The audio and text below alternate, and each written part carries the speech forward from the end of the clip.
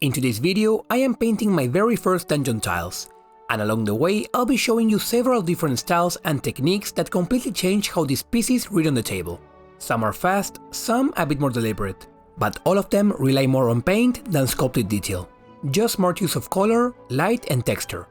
And a couple of them might surprise you with how effective they are. The tiles themselves were made at home using the Pixie Laser Cutter by Algo Laser.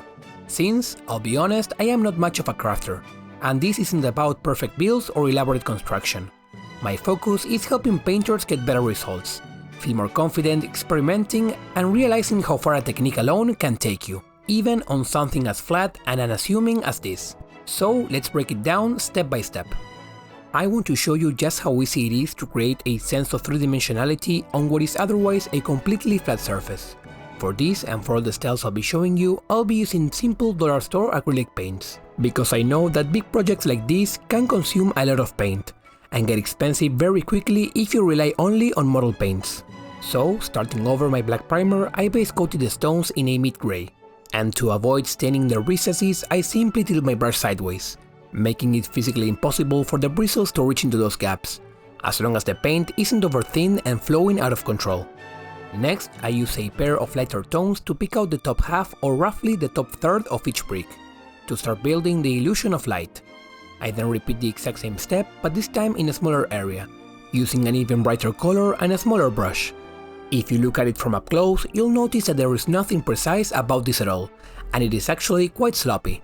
But once you step back just a little, the illusion comes together surprisingly well. This is by no means a realistic effect, and some may even say that it looks a bit cartoony. But there are more styles to explore, and I thought this was an interesting place to start. So now let's move on to our trusty sponge and take a look at something different. As always, before working with the sponge, we want to moisten it slightly, by dropping it into a water cup and then squishing out all the excess. From there, we can load it up with paint and the sponge essentially works like a stamp. Perfect for applying those initial base coats while naturally staying away from the recesses. And because of its smooth, almost airbrush-like application, we can use it to blend additional colors into the base tone. In this case, I introduce a bit of green, to suggest some mossy patches here and there. But the real strength of this tool, as I mentioned earlier, is that airbrush-like finish. I use it to create a subtle halo effect, lighter towards the center of each tile, to help visually separate each square from the others. Before adding some darker colors to enhance the contrast along the edge, I needed to clean the sponge, which was as easy as dropping it back into the water cup and squishing out the excess once again. As you may imagine, this tool has plenty of uses. Swapping the black for a brown, for example, could read as a dusty finish around the edges of the tiles. But feel free to come up with your own ideas and try them out. And let us not forget of our classic kitchen sponge. Unlike the previous one, which is quite smooth, this version leaves behind a much more uneven texture that makes it perfect for breaking up the monotony of a flat surface. For this example, I used it to create a transition from darker to lighter grays, moving from the bottom to the top of the tiles. The key takeaway from these two sponge styles is that they help you think in terms of light and shadow, not just lighter or darker colors, but the presence or absence of the shadow itself. With that said, the pursuit of realism should never come at the cost of creativity. Rules, reference photos, and correct ways of painting are useful tools, but they are not the goal. They are just starting points. When we focus too much on doing things the right way, we often stop ourselves from asking what if. What if this tone is warmer than it should be? What if the shadows were deeper or the colors more exaggerated? What if the result isn't realistic but it feels right? And very often, those questions lead to ideas we wouldn't have planned for. Especially with terrain, we are not trying to recreate reality. We are trying to create a mood, a place, something that supports the story on the table. Playing it safe usually gives us something that looks fine, but allowing yourself to experiment, to bend the rules or to ignore them entirely is how you end up with results that feel personal and memorable. And the best part is, nothing here is permanent.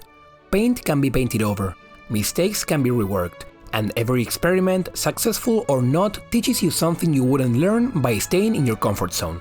So instead of asking, is this realistic? Try asking, is this interesting?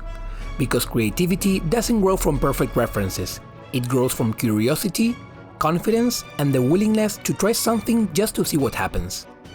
Finally, for a more traditional look, I painted each brick in a slightly different color, because in reality, variations like this would be completely natural, and it gave me more freedom with my color choices. From there, a quick dry brush from top to bottom helped emphasize the upper edges of each brick. The lack of texture did result in a few streaks here and there, but honestly, I don't mind. Are those cracks, scratches, weathering? That part is up to you.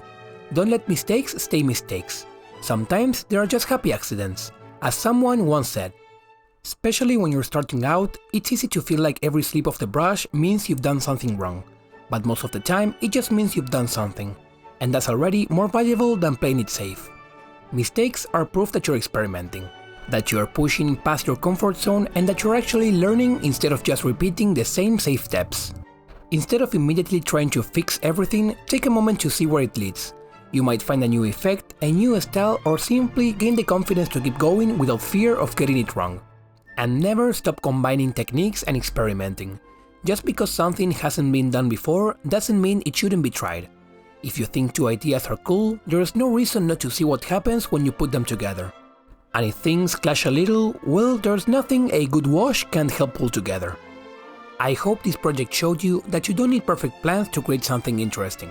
Making mistakes, trying unfamiliar techniques, and experimenting outside your comfort zone is where the real progress happens. Not just in painting, but in the hobby as a whole. If you found this video helpful, leaving a like or a comment goes a long way in supporting the channel. It really helps more people finding it, and I love reading what everyone is working or experimenting with. If you're curious about laser cutting for the hobby, I've also included an affiliate link to Algo Laser in the description. I'll be honest, I'm still very new to this type of machine, but I am slowly discovering more and more practical ways it can support terrain building. I have also linked a previous project where I used the machine for some more detailed work. And as always, don't be afraid to try something new, don't let mistakes stop you, and remember, progress comes from showing up and putting paint on the brush. Thank you for watching.